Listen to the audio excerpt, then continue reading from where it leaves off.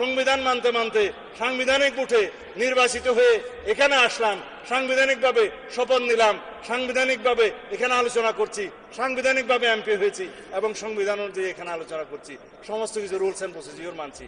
আর এখানে বলছে যে সংবিধান কি জনগণের অভিপ্রায়ের উপরে? কোথায় জুলাই আদেশ আর কোথায় জুলাই সনদ? আমরা জাতিকে পরিষ্কার করতে চাই, জুলাই জাতীয় সনদ 2025 যেটা স্বাক্ষরিত হয়েছে, যেটা ঐতিহাসিকভাবে স্বাক্ষরিত হয়েছে, সকল বন্ধুরা স্বাক্ষর করেছেন, সেই স্বাক্ষর নোট অফ ডিসেন্ট সহ এনসিপি অবশ্য পরে করেছে, নির্বাচনে করেছে তো বটে, সেটা আমরা বাস্তবায়ন করতে চাই। যেটা বলছে যে জুলাই আদেশ ইট ইজ নো অর্ডার, এটা লেজিসলেটিভ ফ্রড, এটা কালারেবল লেজিসলেশন, এটা ফ্রড অন দি কনস্টিটিউশন, সেটা কোনো অর্ডার নাই। আমার এক বন্ধু বললেন রাষ্ট্রপতিকে আমি ফোন করতে পারি কিনা, আপনিও তো ফোন করতে পারেন। কে বলছে রাষ্ট্রপতির সাথে জনগণ কথা বলতে পারবে না? এটা তো এমন বিষয় না যে রাষ্ট্রপতির সাথে আমরা কথা বলতে পারবো না। দেশেরই তো রাষ্ট্রপতি, আপনারা তো তার কাছেই শপথ নিয়েছেন এক সময়, কেউ কেউ উপদেষ্টা হিসাবে। আমরা মাননীয় স্পিকার এখানে সংবিধান মেনে এসছি।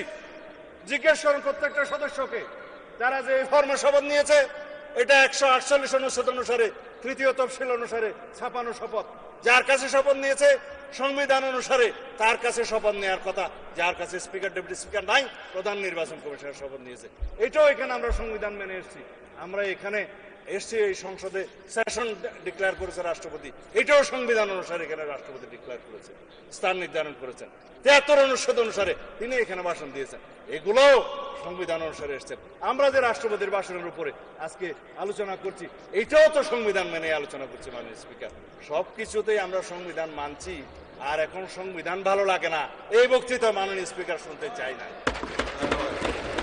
আমার সময় কি শেষে আরো আছে তো মাননীয় স্পিকার, 1 ঘন্টা 1 মিনিট 55 সেকেন্ড আছে। শুনলেও কি আর না শুনলেও আমি বলে যাই। তারপর মাননীয় স্পিকার, কথা হচ্ছে সংবিধান যেখানে যেখানে সুবিধা সেখানে সেখানে মানলাম, সংবিধান মানতে মানতে সাংবিধানিক উঠে নির্বাচিত হয়ে এখানে আসলাম, সাংবিধানিকভাবে শপথ নিলাম, সাংবিধানিকভাবে এখানে আলোচনা করছি, সাংবিধানিকভাবে এমপি হয়েছি এবং সংবিধান অনুযায়ী এখানে আলোচনা করছি, সমস্ত কিছু রুলস এন্ড প্রসিডিওর মানছি। আর এখানে বলছে যে সংবিধান কি জনগণের অভিপ্রায়ের উপরে? ইয়েস, সংবিধানে জনগণের অভিপ্রায়কে ধারণ করার জন্যই আমাদেরকে সংবিধান, আমরা সেই অভিপ্রায়কে সম্মান করার জন্য সংবিধানের